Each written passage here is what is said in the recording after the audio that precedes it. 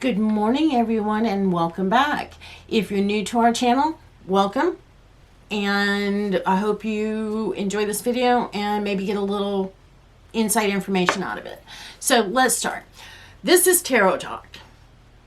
We're going to do this series. We're going to talk about the tarot. We're going to start breaking down the cards and talking about each of the cards. And so I figured I'd start this series with what I would consider traditional tarot versus non-traditional tarot and what that means to me. What you may think of as a traditional tarot deck may completely differ from what I consider a traditional tarot deck. So keep that in mind as we go along. When I think of and use the term traditional tarot deck, I'm referring to decks that have, you can look at that card and pick up another deck and you see similar or exact same imagery that flows throughout the cards from deck to deck to deck, versus cards and decks that have non-traditional imagery that is way outside of what you would consider the norm. For example, okay, what I would consider a traditional or normal tarot deck would be the Waite, the Morgan Greer, the Hanson Roberts. Any of these decks, you can pick up the Fool in any of those decks, and you're going to see very similar symbology. You're going to be able to look at that card and easily identify that as the Fool. So let's start off with the Waite and take a look at the Waite. Generally, the Fool in the Waite and in most decks is someone that is younger.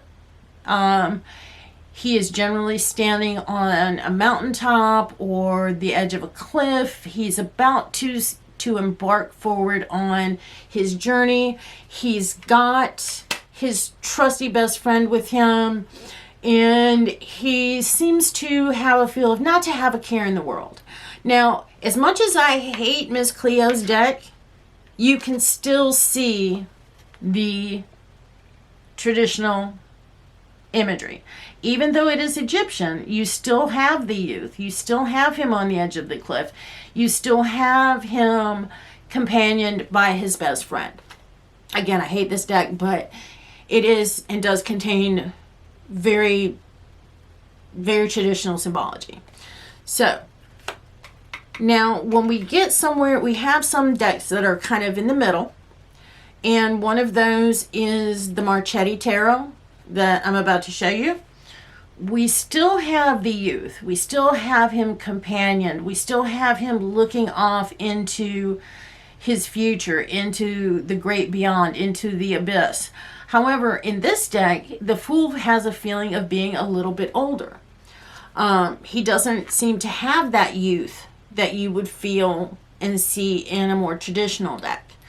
So when we're looking, and so let's jump right into the more non-traditional decks. Okay, I love this deck. I think it's beautiful. The Crow Tarot. There is nothing that would be considered in the norm as far as symbology contained within that card. Does that mean it's a bad deck? No. It just means that the artist and the author put their own spin on it. Now, here's one that I definitely don't agree with the card corresponding to the Fool. And that is, this is from the Chrysalis Tarot. As you can see, Merlin is associated with a Fool. Merlin is not someone that I would generally associate with the Fool. I guess it could be, I mean, if you get the Fool out of this, more power to you. I don't. So you can see that things change from deck to deck to deck, from artist to artist to artist, from author to author to author. And it really does depend on how the individual that created that deck interprets that card. Another one that is way non-traditional is out of the Gaia Tarot. As you can see, there is absolutely nothing that runs concurrent with a more traditional deck. And that's okay. I'm not saying that a traditional deck is better than a non-traditional, or anything like that. I'm saying that as far as what would be considered norm in a tarot deck, these fall outside of the norm. So let's take a look at the Magician in the Rider Waite and in the Miss Cleo deck. As you can see, you know, you're going to see the individual robed. You're going to see him standing in front of a table with his tools. He's going to have his sword aloft. There generally is the infinity symbol contained somewhere within the card. And you can see the young man standing in his power, coming to his own, getting ready to work his magic. And you see that again, like I said, in the Miss Cleo deck. You know, it is very, very symbolic of what would be considered traditional. Now, something that falls kind of in the middle.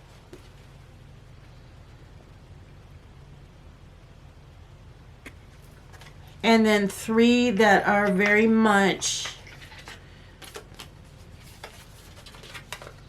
non-traditional.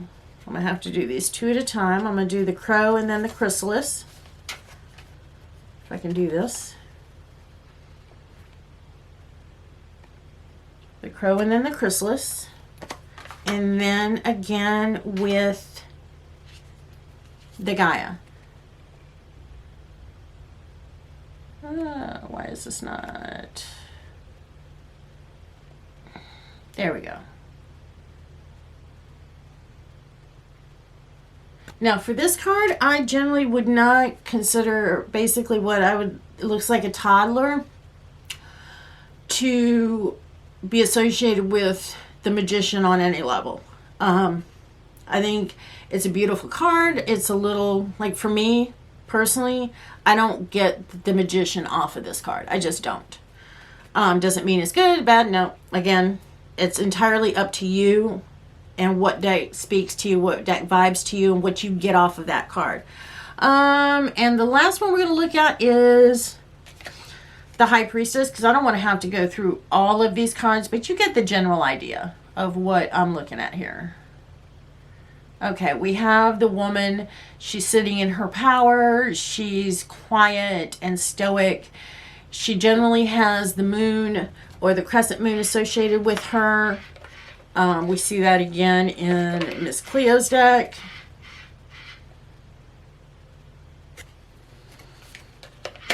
And then one that falls in the middle. And then something that, again, this one actually kind of falls in the middle for me. And then,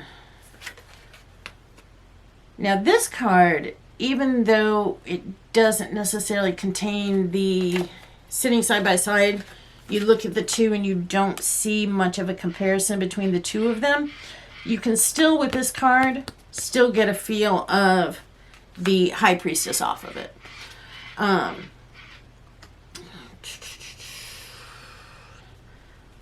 And then the Pocket Gaia. So, those are a few examples of traditional versus non-traditional. How you interpret the cards is up to you, the reader. It's about how that card speaks to you. If you can take a non-traditional deck and work with it and you love that deck, then more power to you. It's not right or it's not wrong. What I wanted to talk about was just basically looking at some traditional symbology versus index versus decks that are out there that go outside of what you would normally see. So, this has been Tarot Talk Part 1. And this has been Deja with Twisted Sisters Mojo. Please do us a favor, hit that like and subscribe button, and we'll see you on the next video.